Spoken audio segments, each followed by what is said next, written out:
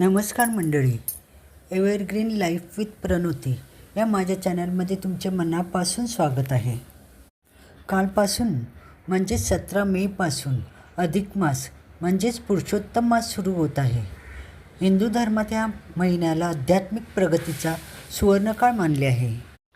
दर 3 वर्षांनी येणारा हा महिना आपल्या आयुष्यातील संकटे, दारिद्र्य आणि दोष दूर करण्यासाठी अत्यंत महत्त्वाचा असतो. या महिन्यात स्वामी समर्थांचे पारायण कधी करावे, कसे करावे व त्याचे लाभ काय मिळतात याचा संपूर्ण एक मी व्हिडिओ बनवला आहे. तोही नक्की पहा. लिंक मी डिस्क्रिप्शनमध्ये टाकते. या व्हिडिओत पुरुषोत्तम मास असल्यामुळे विष्णूंची सेवा कशी करावी, कधी करावी, त्याचे लाभ काय आहेत हे पाहूया. या महिन्यात केलेली छोटीशी विष्णू सेवा देखील इतर महिन्यांच्या तुलनेत करोडो पटीने अधिक फळ देते असा शास्त्रात उल्लेख आहे. पण या महिन्याला मळमास का म्हणतात? याला पुरुषोत्तम मास हे नाव कसे पडले? आणि सर्वात महत्त्वाचे म्हणजे या 30 दिवसात घरामध्ये सुख, शांती आणि समृद्धी टिकून ठेवण्यासाठी आपण कोणते पाठ आणि विधी केले पाहिजे याबद्दलची संपूर्ण आणि सविस्तर माहिती आज आपण ह्या व्हिडिओमधून पाहणार आहोत. जर तुम्ही चॅनलवर नवीन असाल तर आत्ताच सबस्क्राईब करा, कारण अशीच माहितीपूर्ण आणि सुंदर व्हिडिओज मी तुमच्यासाठी घेऊन येत असते. चला तर मग व्हिडिओला सुरुवात करूया. मित्रांनो, सगळ्यात आधी आपण हे समजून घेऊया की ह्या महिन्याला विष्णू सेवा का समर्पित आहे. ज्योतिषशास्त्रानुसार सूर्य एका राशीतून दुसऱ्या राशीत प्रवेश करतो, त्याला संक्रांत म्हणतात. पण अधिक मासात सूर्य संक्रांत होत नाही, म्हणजे सूर्याचे राशी परिवर्तन होत नाही. त्यामुळे या महिन्याला शुभ कार्यासाठी वर्ज्य मानले गेले आहे आणि त्याला मळमास म्हणजेच अशुद्ध महिना असे नाव मिळाले. या गोष्टीमुळे हा महिना अत्यंत दुःखी झाला आणि तो वैकुंठात भगवान विष्णूंकडे गेला. त्याने विष्णूचरणी प्रार्थना केली की प्रभू, जगातील प्रत्येक महिन्याला काहीतरी महत्त्व आहे. शुभ कार्य होतात, पण मला सगळे हिणवतात, अशुभ मानतात. माझे रक्षण करा. तेव्हा भगवान विष्णूंनी भूतदया दाखवून ह्या महिन्याला आपले स्वतःचे सर्वोच्च नाव दिले, ते म्हणजे पुरुषोत्तम. विष्णूंनी वरदान दिले की आत्तापासून ह्या महिन्याचा स्वामी मी स्वतः असेन. या काळात जे कोणी माझी भक्ती करेल, नामस्मरण करेल, त्याचे सर्व मनोरथ पूर्ण होतील आणि त्याला अक्षय पुण्याची प्राप्ती होईल. म्हणूनच या महिन्यात विष्णू सेवेला अनन्यसाधारण महत्त्व आहे. या पवित्र महिन्यात रोज सकाळी किंवा संध्याकाळी अंघोळ करून स्वच्छ कपडे परिधान करून खालील स्तोत्रांचे पठण करावे. जर तुम्हाला स्वतःला वाचता येत नसेल तर घरात हे स्तोत्र मोठ्या आवाजात ऑडिओ स्वरूपात लावणे तितकेच फलदायी ठरते. अधिक मासात गीतेचे वाचन करणे म्हणजेच साक्षात श्रीकृष्णांशी जोडले जाण्यासारखे आहे. विशेषतः गीतेचा 15वा अध्याय, ज्याला पुरुषोत्तम योग म्हणतात, त्याचे रोज पठण करावे.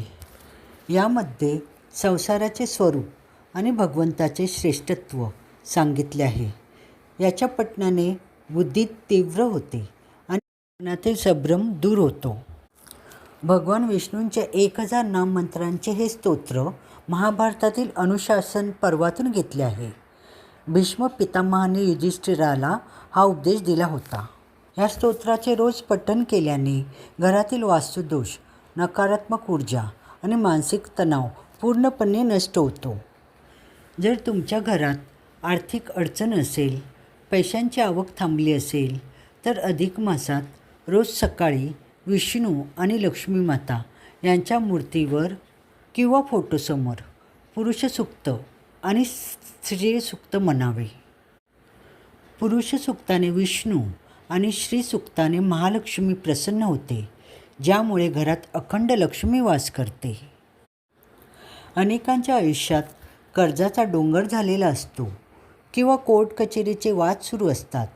या सर्व संकटातून बाहेर पडण्यासाठी गजेंद्र मोक्ष स्तोत्राचे पठण ह्या महिन्यात रामबाण उपाय मानले गेले आहे. ज्याप्रमाणे विष्णूंनी गजेंद्राला म्हणजेच हत्तीला मगरीच्या तावडीतून सोडवले, तसेच ते आपल्या भक्ताला संकटातून सोडवतात. स्तोत्र पठणासोबतच विष्णूंचे नामस्मरण करण्यासाठी तुम्ही तुळशीच्या माळेवर रोज किमान 1 माळ म्हणजेच 108 वेळा खालील मंत्रांचा जप करू शकता. मंत्र 1. महामंत्र. ओम नमो भगवते वासुदेवाय. हा विष्णूंचा 12 मंत्र असून यामुळे कुंडलीतील अनेक दोष शांत होतात. मंत्र 2. विष्णू गायत्री मंत्र. ओम नारायणाय विद्महे वासुदेवाय धीमहि तन्नो विष्णू प्रचोदयात. मंत्र 3. हरे कृष्ण महामंत्र. हरे कृष्ण कृष्ण कृष्ण हरे हरे, हरे राम राम राम हरे हरे. मित्रांनो, फक्त पाठ करून चालत नाही, तर या महिन्यात काही विशेष गोष्टींचे पालन करणे आवश्यक आहे. नंबर 1. दीपदान. तुपाचा दिवा. अधिक मासात दीपदानाला सर्वात जास्त महत्त्व आहे. रोज संध्याकाळी घराच्या देवाऱ्यात आणि तुळशीपाशी गाईच्या तुपाचा दिवा लावावा. शक्य असल्यास या महिन्यात एखाद्या विष्णू मंदिरात किंवा नदीकाठी दीपदान करावे. नंबर 2. तुळशी सेवा. विष्णुपूजा तुळशीशिवाय अपूर्ण आहे. रोज विष्णूंना तुळशीपत्र अर्पण करावे. पण लक्षात ठेवा, एकादशी, रविवार आणि सूर्यग्रहण, चंद्रग्रहणाच्या दिवशी तुळशीची पाने तोडू नयेत. पूजेसाठी आदल्या दिवशीच पाने तोडून ठेवावीत. नंबर 3. आहार आणि आचरण. या संपूर्ण महिन्यात तामसिक भोजन, कांदा, लसूण, मांसाहार, मद्यपान टाळावे. ब्रह्मचर्याचे पालन करावे आणि घरात कोणाशी वाद घालू नये, कोणाचाही अपमान करू नये. महाराष्ट्रात अधिक मासाला आपण धोंड्याचा महिना म्हणतो आणि ह्या महिन्यात जावयाला वाण देण्याची प्रथा आहे.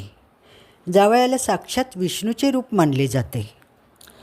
या महिन्यात 33 हा अंक अतिशय महत्त्वाचा मानला जातो, कारण हिंदू धर्मातील 33 कोटी देवतांचे प्रतीक म्हणून 33 वस्तू दान केल्या जातात. जावयाला तांब्याच्या किंवा चांदीच्या ताटात 33 अनारसे ठेवून त्यावर सोन्याचे किंवा चांदीचे नाणे आणि दिवा ठेवून आरती केली जाते.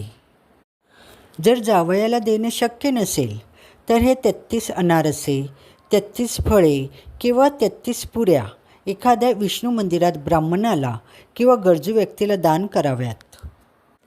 तर मित्रांनो, असा हा पवित्र पुरुषोत्तम मास म्हणजेच अधिक मास आपल्या आयुष्यात सुख आणि समृद्धी आणणारा ठरो.